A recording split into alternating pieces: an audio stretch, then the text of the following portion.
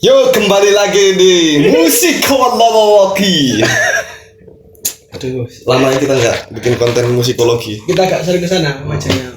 Kita udah lama nggak bikin konten musikologi. Musikatuna. Terakhir kapan Mas ya? Satu abad yang lalu. Bahas apa? Leto. Apa? Sandaran hati. Sandaran hati. Sekarang kita bahas lagu lagi. Ya. Menafsiri sebuah lagu, entah lepas konteks kebenarannya benar atau salah itu nggak ngurus ya. Nggak ngurus. Aku tak peduli, ku terus berlari. Woi. Apalah. Kita setel lagu ini di sini lagi. Ya, sini. Ini di setel. Apa di setel lagu ini? Nggak usah. Jadi nanti dengerin sendiri ya. Ini lagunya.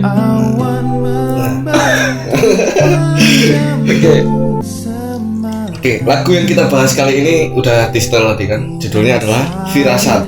Ini karang dari Di Lestari dan dinyanyikan oleh Marcello.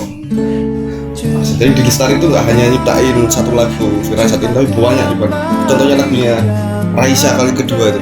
Jika wangimu saja bisa. Tapi kita nggak bahas yang itu, kita bahas yang Firasat. Di Lestari juga seorang penulis ya. Ya, penulis, dia punya novel namanya Supernova itu. Supernova dan bestseller ya. Bestseller. Dewi Lestari kan namanya. Oke, terus jadi kenapa kita bahas Firasat dulu ya? Kenapa harus lagu Firasat dulu ya? Sepanjang kita mengetahui lagunya, kalau kalian dengerin memang lagu itu, lagu yang baik adalah lagu yang membawa kognitif yang banyak pada pengetahuan kita. Ya, memberi insight yang ya, banyak. Memberi pandangan yang banyak. Di sini kontennya jelas, yang bukan jelas sih, kontennya itu bagus banget, yaitu Firasat. Ya, Firasat ini adalah sesuatu yang kadang-kadang kita tidak sadari. Ini firasat atau bukan? Bahkan kita nggak ngerti apa itu firasat kadang-kadang. Bahkan dalam sejarahnya firasat itu dalam mitologi Jawa apa lek keluguran cecek, hati-hati untuk kecelakaan kayak gitu. Itu firasat yang dibudayakan biasanya seperti itu. Ya. Nah, tapi dalam lirik-lirik lagunya Firasat ini memaknai kerinduan Mas ya. Jadi firasat sakjane iku apa sih Mas? Mudah judulnya sih ya. Firasat itu sakjane apa? Oke. Firasat itu apa kita lihat di KBBI tadi, yaitu iso bermakna dugaan, hipotesa, asumsi, terus pendapat terhadap sesuatu, iso bermakna intuisi, apapun itu ya. Tapi titik tekannya itu ada pada rasa atau hati nurani. Itu. Nah, firasat itu alat untuk berfirasat itu adalah rasa yang disadari ya, yang diharapkan meskipun belum tentu kejadian.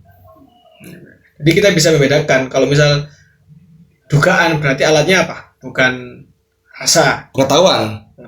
Alatnya itu adalah akal, kognisi ya. Epistemologi, dugaan gitu ya. Nah, kalau firasat alatnya itu adalah rasa.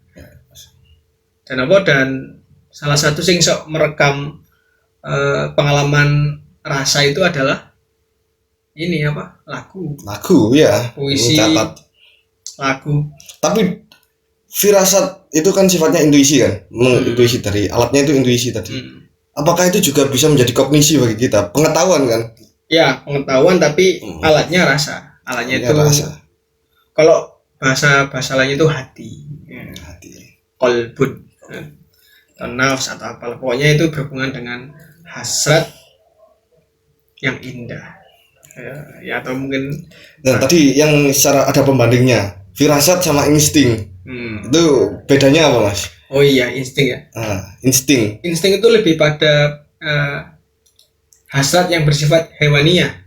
Ya, berburu contohnya gitu. Ya, misalnya makan itu kan instinktif, bukan sesuatu yang perlu difirasati. Makan itu ya mengalir ya itu dengan rasa juga, tapi rasa dalam kategori insting itu bersifat hewani. Atau kodratiyah, basyariyah bahasamu. Itu. Tapi kalau rasa yang berhubungan dengan firasat itu lebih pada pengharapan yang indah, pengharapan akan sesuatu, cita-cita. Pemantiknya itu ada kerinduan, harapan itu ya. Sehingga kita menggolongkan kenapa sapu ini berdiri begitu tegak sedangkan aku sedang rindu dia. Akhirnya menyamakan kan, ada koneksi. Iya. Semacam itulah. Iya, berarti orang berfirasat terhadap cinta terus menjadi satu lirik puisi. Biasanya dia itu kreatif. Sangat kreatif ya. Kau bagaikan angin yang menggores lembayun senja. Misalnya atau apalah itu kalau mana yang kita ngawur aja mau. Iya, itu gitu. Nanti dia senja. Nah, itu kan. Jadi kalau kita bilang itu firasat, itu rasa, berarti ada sensitivitas yang tinggi gitu kan Mas ya. Apakah alat apa untuk merasakan sensitivitas itu? Apa mensensori itu alat apakah harus indrawi? Apakah orang buta kan dia tidak bisa mensensitif tanda, dia tidak bisa melihat alam itu bagaimana, tapi dia juga bisa berfirasat ternyata. Sensitivitasnya letaknya di mana gitu? Di dalam ya. Aku nggak ngerti letak rasa itu di mana ya, tapi yang jelas itu ada di dalam diriku. Gitu ya. Iya, itu ada di dalam diriku, entah aku di dengkul apa namanya kuping ya. Yang jelas rasa itu ada di dalam diriku dan aku yang merindukannya dengan rasaku, berarti dia ada dalam diriku. Nah, merasa terhadap sesuatu, firasat terhadap sesuatu biasanya ya tergantung kamu sedang merindukan apa, konteks sejarahmu itu. Kamu sedang berkaitan dengan apa, sedang terikat dengan siapa gitu. Iya, yang kau anggap penting itu apa. Mungkin ngono ya. Itu terus apa? Kita langsung masuk pada liriknya aja ya. Firasat. Coba tanya. Kemarin kulihat awan membentuk wajahmu, desau angin meniupkan namamu, tubuhku terpaku. Itu dulu. Tubuhku terpaku. Kemarin, jadi kan setelah usai gitu. Dia menggunakan apa namanya, kata yang telah terjadi, tapi dia tuliskan dalam sebuah lagu. Jadi dia kan menandakan apa namanya? Menandakan ada sesuatu yang menarik untuk dikenang ya, sesuatu yang membekas untuk dikenang gitu ya. Dan dia rekam melalui lirik ini. Kulihat awan membentuk wajahmu ini siapa Mas? Mu ya orang yang dirindukan. Bukan Muhammadiyah ya? Muhammadiyah. Ya bisa sosok lah. Iya, bukan wajahmu gitu. Iya, bisa wajah. Enggak. Bercanda wajahmu. Yang kecil ini wajahmu. Wajah Muhammadiyah. Oke. Iya. Saya NU ya. Oke. Memang awan ini dalam pandangan apa Mas kok bisa menafsirkan ini wajahmu? Seperti kembali ke tadi. Ini menurutku ya. Kita bisa berdebat di situ atau gimana.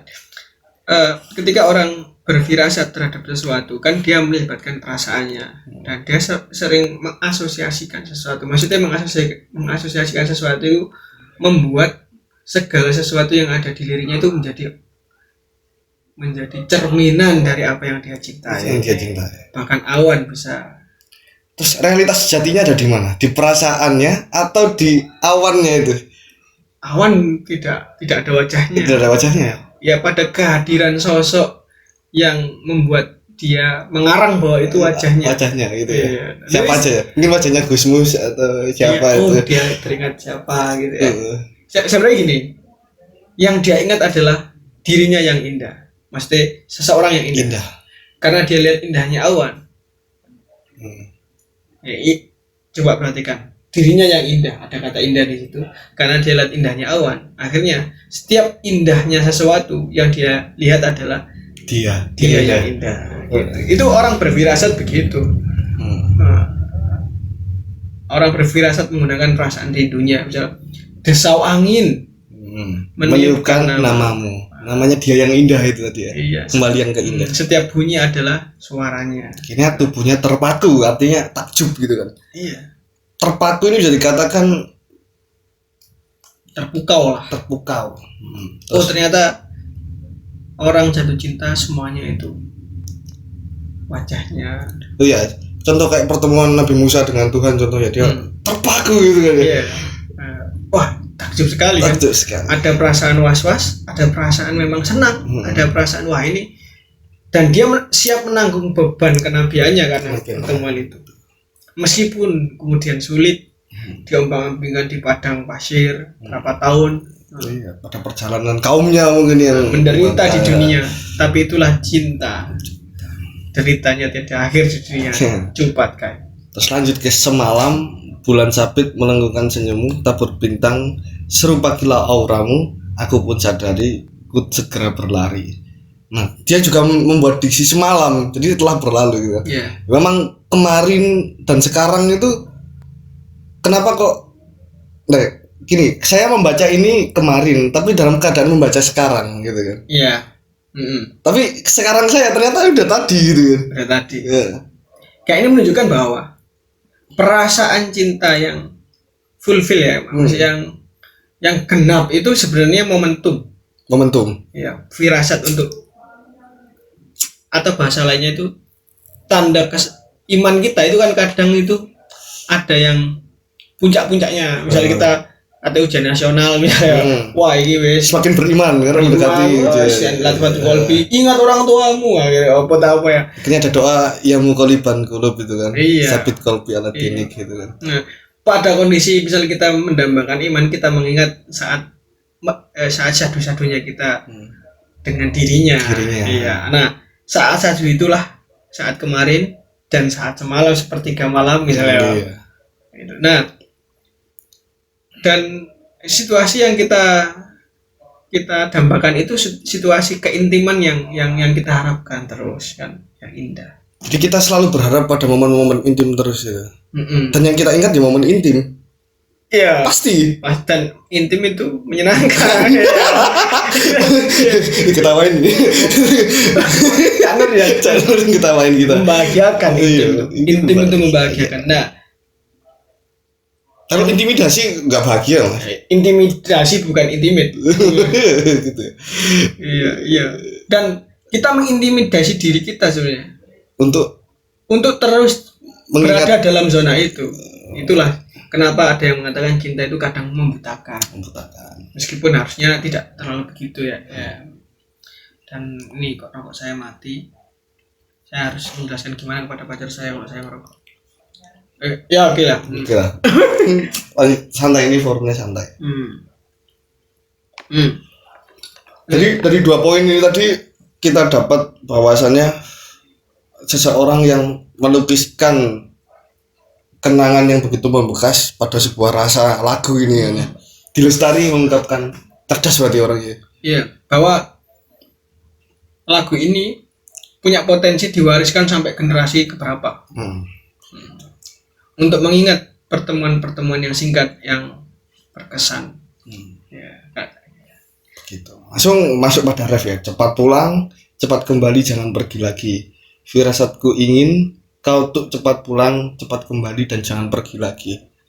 Jadi, ayo teko, ojo ngadoman ya. Seakan-akan jika tanpa aku itu ada ikatan di situ mas. Maksudnya ada ikatan-ikatan. Entah dari kerinduannya yang begitu lama sehingga dia mendambakan terus merasa ingin mengikat terus gitu. Apa jangan-jangan juga imannya yang dulu hilang sekarang aku pengen kembali lagi gitu, jangan pergi gitu. Ya kira-kira seperti itulah. Objeknya ini gak harus hubungan 2 orang, bisa iman, bisa apa. Kalau tafsiran di sini ya, bisa luas. Ya, tadi ada poin aku pun sadari, ku segera berlari sebelum cepat pulang. Bahwa, menurutku ya, ketika kita sudah melihat keindahan, jatuh cinta, rindu dan sebagainya, ada satu kesadaran ketika orang berfirasat itu ya, dia sadar bahwa dia terpisah oleh jarak dengan yang dia cintai kan. Ya. Nah, bagaimana supaya dia itu bisa mendekat, kan ada jarak, akhirnya timbul rindu kan. Timbul rindu. Contoh kayak dengan Nabi kita kan jauh sekali. Jauh sekali. Ya, satu-satunya adalah karena kita karena firasat itu adalah kondisi intim sekali ya, dan kita terpisah ya. Intimnya itu karena rindu, maka seorang pecinta pasti ingin segera bergegas berlari. Menjemput orang yang kekasih yang dia cintai, ingin terus ya. Pasti ada dorongan cinta yang luar biasa. Makanya aku pun sadari harus aku segera berlari. Rasa cinta ini tidak boleh dibiarkan begitu saja. Jika tidak terfasilitasi akan menjadi tumbukan-tumbukan ya, itu yang membabi buta dan membuat kita menjadi gila. Nah, akhirnya apa? Kata cepat pulang, cepat kembali, jangan pergi lagi. Itu kan ada jarak, maka harus ada yang pulang. Kepergian dia adalah kepulangan dia kepada yang dirindukan, bisa jadi begitu kan? Ya. Kalau memang tidak terjawab ya bilang aja nggak terjawab. Masalahnya aku tetap merindukanmu meskipun kamu kembali kepadanya. Jawablah aku, ben aku tegas. Tapi aku yakin kamu akan kembali, kan ini posisinya adalah. Tapi apakah jawaban dari setiap kerinduan itu adalah kehadirannya dia dalam keberadaan di dekat kita gitu? Dalam posisi itu kita yakini bahwa rindu itu selalu membutuhkan kehadiran apapun bentuknya. Mungkin bisa jadi harus dia datang di sini, atau bisa jadi bentuk kehadiran yang lain gitu. Yang jelas kita merasa tapi tidak terikat oleh waktu ya, berapa lamanya. Iya, yang jelas ayo hadirlah ya. Dalam cepatlah pulang. Fasilitas apapun itu dia. Cepatlah pulang, entah keimanan kita pada saat kita berfirasat tadi. Cepatlah pulang biar aku terus dalam kondisi itu, supaya dia tetap mendengarkanku, atau dia yang pulang. Karena kadang begini ya, kadang itu agak ekstrim. Coba lebih ekstrim sedikit gitu. Ya. Kita lahir nggak kenal Tuhan, Mas. Aduh ya. Iya kan, contoh kan. Iya. Maksudnya sebagai bayi yang baru lahir, tahu Tuhan, tahu kita harus mencintai Tuhan. Iya. Kan gitu kan? Iya. Tadi, betul. Tapi aku dituntut untuk, aku itu dia tidak pernah hadir di dalam hidupku dalam wujud seorang yang ngasih aku duit atau gimana. Terus aku harus mengkonsepkan dia sebagaimana gitu kan? Sebenarnya siapa yang pergi? Iya. Tuhannya yang nggak mau sama aku apa? Akunya yang nggak tahu tentang Tuhan siapapun ya. Tuhan siapapun ya, konsep. Sebenarnya siapa yang pergi?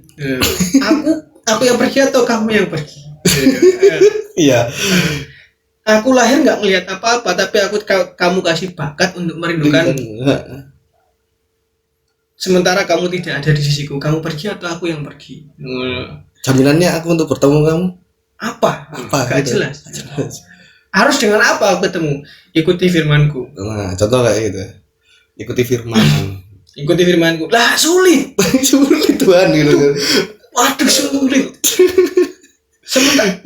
Sementara yang menemaniku itu dunia ketika kau tidak ada. Nah, aku terlena dengan dunia. Kamu katakan jangan ya. Dunia itu fana. Iya, dan aku sadari memang fana ternyata. Iya. Tapi kau tidak mendampingiku. Gini. Terus kalau Tuhannya bilang, kau cinjau, dampingi si model biye ngono ya, Mas. Tapi kau titipkan rindu. Gimana nih? Ya udah, kalau misal nggak bisa dengan firmanmu, dengan caraku. Caranya ya apa? Ya mungkin ada satu kok Sokrates ya, salah satu Sokrates yang kemarin kita coba di psikologi yang lebih baik aku di neraka dalam kondisi mata terbuka ya daripada di surga tapi buta ya, jadi maksudnya gini, ini anekdot ya. Pahala itu sulit, jiwaku tidak sampai, kondisi batiniahku, lingkunganku tidak mendukungku untuk dengan caramu menujumu, tapi aku sadar bahwa kamu ingin aku menujumu, atau sebaliknya bahwa aku ingin menujumu ya. Inti dari aku ingin menujumu adalah aku ingin bertemu dengan cara apapun. Terlepas kau hukum aku, yang penting aku ingin bertemu denganmu. Satu-satunya cara mungkin dengan dosa. Kamu menghukumku nggak masalah, yang penting aku ketemu dengan kamu, aku sudah senang sekali. Dengan cara apapun, bahkan mati beradab gitu. Kena adab gitu kan. Setiap orang punya caranya. Nah, yang penting kita membaca diri kita sendiri. Tapi itu itu ya, itu ekstrimnya ya. Ekstrimnya kayak gitu. Ekstrimnya. Makanya dia ada kata cepat pulang, cepat kembali, jangan pergi lagi. Aku enggak pernah pergi. Firasatku selalu merindukanmu. Datanglah. Jangan pergi lagi. Karena firasatku selalu berkata kemarin yang lalu, semalam yang lalu itu selalu membekas. Ada momen di situ. Tidakkah kau mengingat itu? Jadi firasat itu nggak harus kedua-duanya menyamakan momen itu kan. Momen manis itu kadang-kadang kita ketika berpacaran, momen manis itu subjektif. Menurut si cewek manisnya di sini, menurut si cowok manisnya di sini. Jadi kemarinannya gitu memiliki bekas yang berbeda, paham nggak? Betul. Iya kan? Bekas yang berbeda. Ini semuanya kita rasakan. Bukan nggak ada jawaban dari dia. Gitu. Menurutmu gitu ya? Akhirnya kalimat cintaku hanya aku yang merasakan. Nggak ada jawaban dari dia.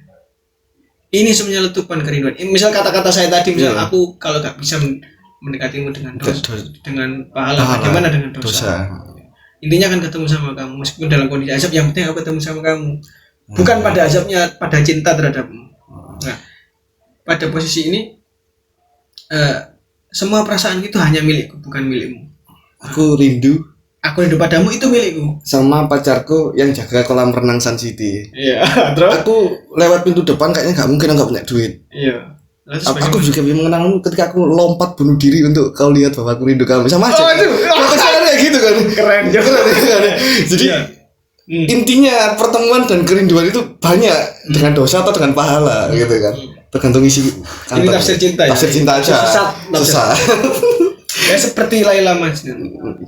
Gimana itu Laila Majnun? Ya suatu ketika Laila Majnun itu datang ke pesta pernikahannya Laila.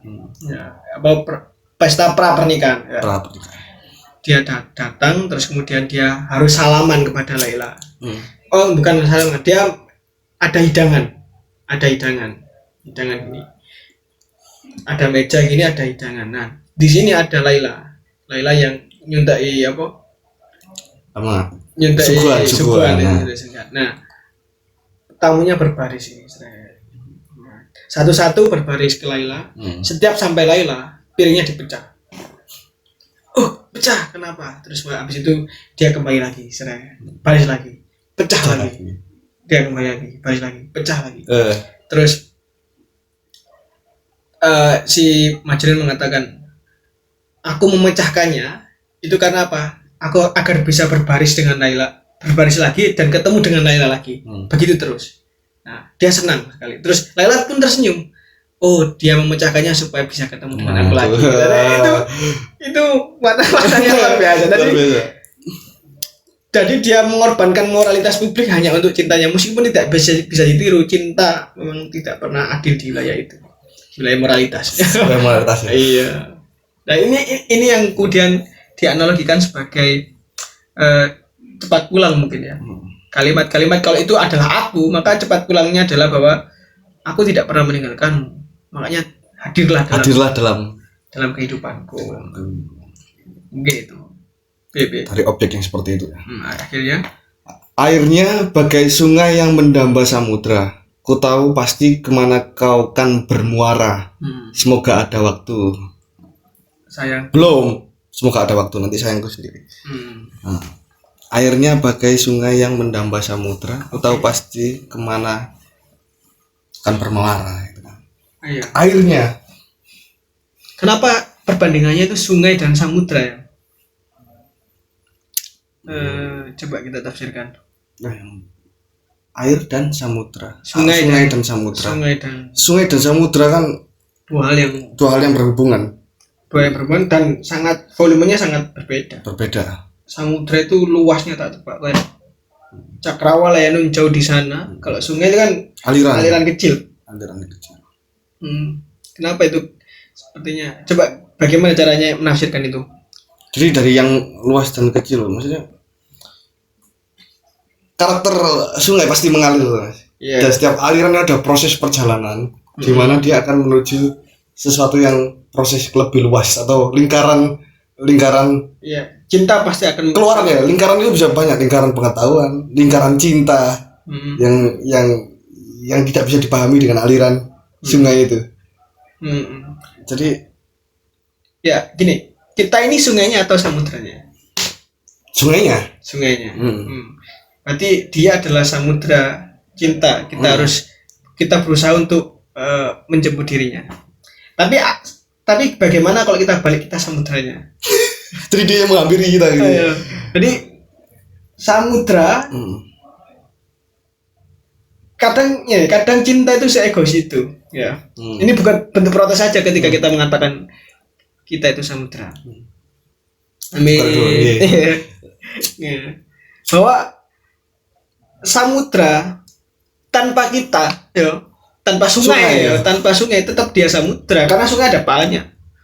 Dan tidak harus bermuara ke samudra. Mungkin ke pemukiman gitu, ke sawah ya, irigasi. Yang jelas dia pasti akan bermuara. Maksudnya begini, ketika seseorang itu punya rasa cinta ketahuilah ya, rasa itu pasti akan kembali kepadanya, iya kan? Kembali kepadanya. Ya itu apapun, entah itu wanita pasti kembali kepadanya. Samudra tadi itu. Dan seperti kita katakan tadi bahwa ketika saya lahir di muka bumi ini ya, aku jauh dari samudra. Samudra yang mendepak aku menjadi sungai. Egois samudra itu. Samudra. Atau bagaimana yang jelas saya selalu sadar bahwa saya itu sungai yang akan kembali kepada samudra. Maka jangan kritik proses saya untuk kembali. Yang jelas aku ingin dengan cara yang terindah untuk kembali kepadamu. Jaminannya apa kita pasti akan ke samudra? Jaminannya apa kita akan sampai kepada samudra? Menurut saya itu kesadaran lah gini, setiap sungai selalu berusaha mengalir dari atas ke mengalir dari permukaan atas ke permukaan yang rendah. Menuju samudra ya, menuju hilir ke hulu ya. Hilir ke hulu. Itu kesadaran kita dan pasti kita akan bermuara. Persoalannya adalah ternyata tidak ada katamu tadi, tidak ada kepastian bahwa kita akan bermuara. Kita akan ke samudra itu adalah kepastian kemungkinan yang menjengkelkan bagi sebuah sungai. Bagi sebuah kita yang kecil sungai ini dibendung oleh manusia-manusia terkutuk misalnya. Itu akhirnya dibuat apa gitu, akhirnya mengalirnya kita juga sebenarnya bermanfaat. Gini, ketika sungai mengalir ke samudra dengan cara yang lancar, ekosistem terbentuk, hewan-hewan makan, peradaban dibentuk ya. Iya, ketika aliran cintanya itu benar-benar pasti. Tapi kalau terhambat, tidak saja oleh bencana alam, tapi oleh manusia sendiri. Nah, itu yang kemudian di lirik ini disebut semoga ada waktu. Semoga ada waktu. Sayangku, setidak mengalirnya saya ke sana mungkin dihambat dan oleh bencana alam, yang jelas batinku akan berusaha sampai kepadamu. Jadi poinnya ada di proses usaha dan lain-lain. Iya. Keyakinan dia untuk sampai. Iya. Dan bukan salah sungainya, jangan disalahkan sungainya. Dalam bentuk kata semoga ada waktu. Iya. Bila nanti saatnya telah tiba. Lain lagu nanti itu. Iya, semoga ada waktu berarti kan ada pengharapan. Harapan di sana. Iya, harapan.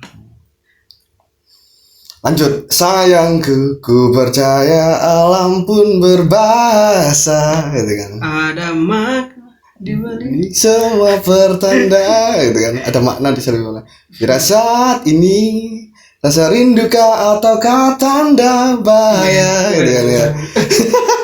Udah firasat ya ini. Ku percaya alam pun berbahasa, ada makna di balik semua pertanda. Saya rasa ini menjelaskan kata semoga ada waktu. Aliran sungai tadi kan tidak mesti sampai pada muara samudra.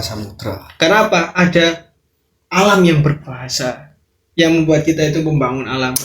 Ada bendungan, ada irigasi gitu. Irigasi, letupan gunung berapi. Ada, dan itu bukan berarti saya tidak sampai. Ada makna di balik pertanda itu semua. Iya. Ya benar. Iya. Jangan-jangan aku nggak sampai samudra tapi aku bermanfaat untuk cacing yang sedang kehausan. Itu kan. Iya. Dan itu membuat satu pemukiman yang lebih luas daripada samudra, itu kehidupan itu sendiri. Kehidupan. Maksudnya begini.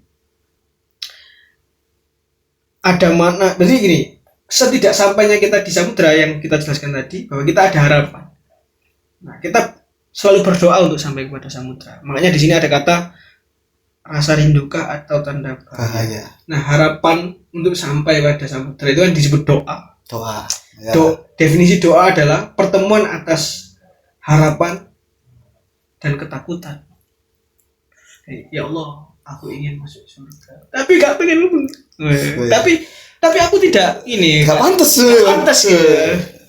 Bagaimana? Jadi ada ketakutan untuk tidak masuk neraka, tapi ada harapan masuk surga. Itu seperti aliran sungai yang dihambat oleh.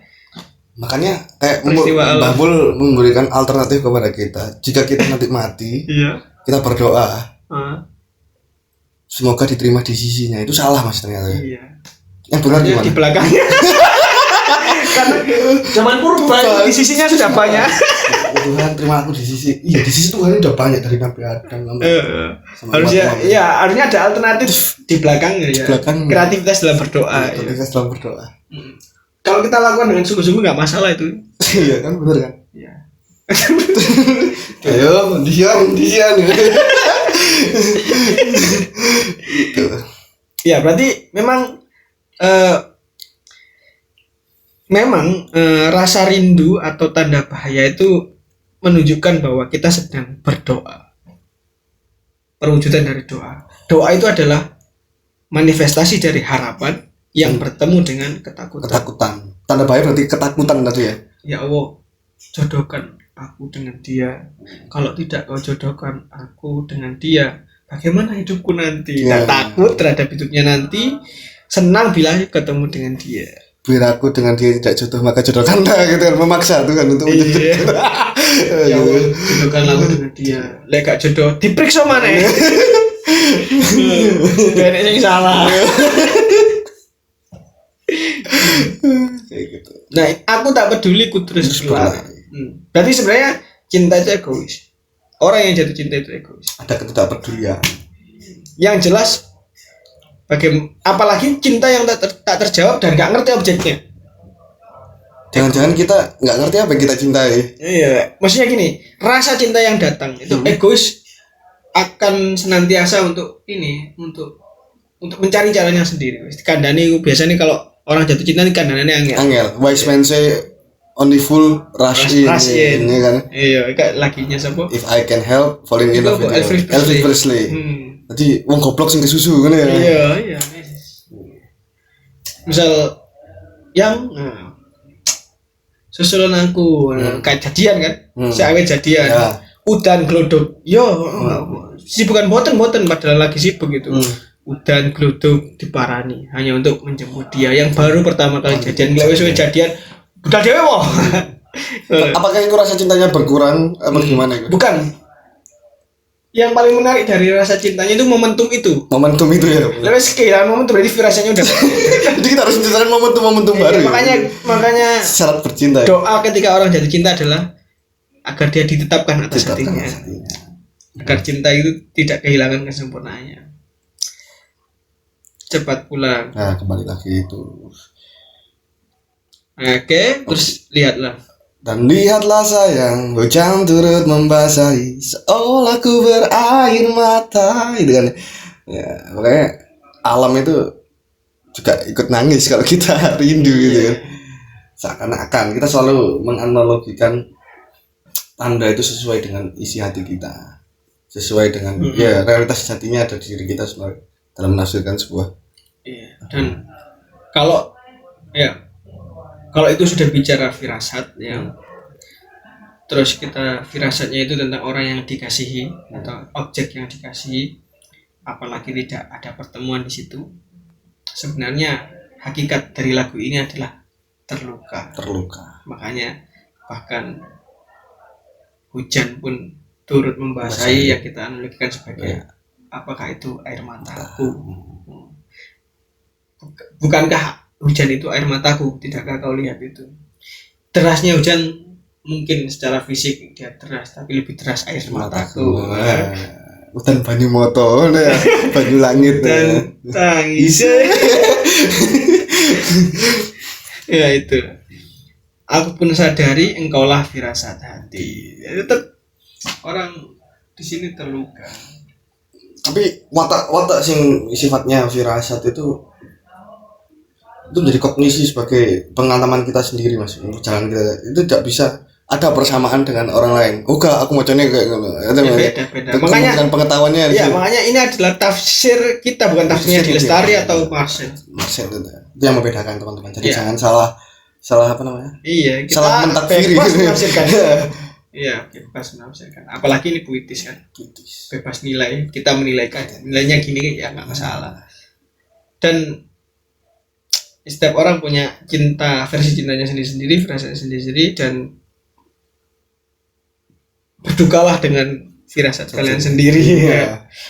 Iya. Apa kalian kayak punya firasat juga mau apa itu lebih baik gitu. Iya. Lebih baik gak berfirasat. Iya, mati ya kan. Dalam keadaan ketidaktahuan. Iya. Tapi yang jelas orang selalu mendapatkan sesuatu. Kalau bukan tentang cinta, mungkin tentang dunia. Akhirnya cinta dunia. Jangan sampai kerinduan Anda terendap sehingga dia menjadi tumpukan-tumpukan. Iya, setiap rindu harus dituntas. Testosteron. Setiap rindu harus dituntaskan. Ya. Satu-satunya cara ketika rindu tidak datang ya kan kesepian kan ya. Kesepian. Satu-satunya ini efek ketika rindu tidak terlampiaskan adalah kesepian. Dan satu-satunya cara mengimani kesepian adalah kematian. Ya, seperti dendam, rindu harus dibayar tuntas. Ya. Bukan berarti kita tidak harus bunuh diri ya, tapi ketika tidak ada sesuatu hal yang kita tuju, apalagi yang perlu kita perjuangkan. Untung ada kamu, Dek. Sehingga hidupku lebih bermakna.